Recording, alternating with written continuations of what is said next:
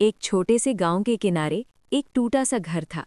उसी घर के आंगन में एक भूरे रंग का कुत्ता रहता था। उसका नाम था शेरू। शेरू बहुत वफादार था, लेकिन उसका असली परिवार कोई इंसान नहीं बल्कि एक सफ़ेद सी नन्ही बिल्ली थी जिसका नाम था मीठी।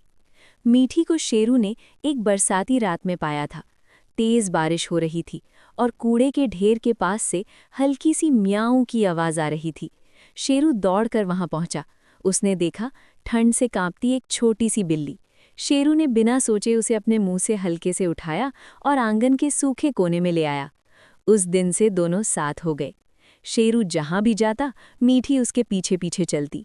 जब शेरू को खाना मिलता तो वो पहले मीठी को खिलाता। गांव के बच्चे अक्सर कहते, देखो ये तो सच्चे भाई बहन जैसे हैं। समय बीतता गया। मीठी बड़ी हो गई, लेकिन उसकी आदत नहीं बदली। रात को वो शेरू की पीठ पर सिर रखकर सोती थी। शेरू भी पूरी रात जागकर उसकी रखवाली करता। एक दिन गांव में कुछ अजनबी लोग आए। उन्होंने जानवरों को पकड़ना शुरू कर दिया। शोर सुनकर मीठी डर गई और भागने लगी, लेकिन जाल उसके ऊपर गिर चुका था। मीठी जोर जोर से म्याऊं कर रही थी। शेरू ने वो आवाज़ सुनी और पागलों की तरह दौड़ा। उसने जाल को दांतों से काटने की कोशिश की। लोग उसे डंडे से मारते रहे, लेकिन शेरू पीछे नहीं हटा। उसकी आंखों में सिर्फ एक डर था, मीठी को खो देने का। आखिरकार शेरू ने पूरी ताकत लगाकर जाल फाड़ दिया।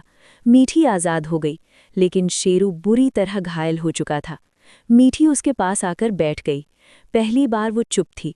उसकी आंखों से आंसू टपक रहे थे। उसने अपना छोटा सा सिर शेरू के सीने पर रख दिया। शेरू ने धीरे से उसकी तरफ देखा।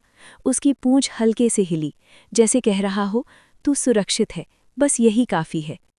उस रात गांव के आंगन में पहली बार सन्नाटा था। सुबह जब सूरज निकला, शेरू शांत पड़ा था, हमेशा के लिए। मीठी कई दिनों तक उसी जगह बैठी रही।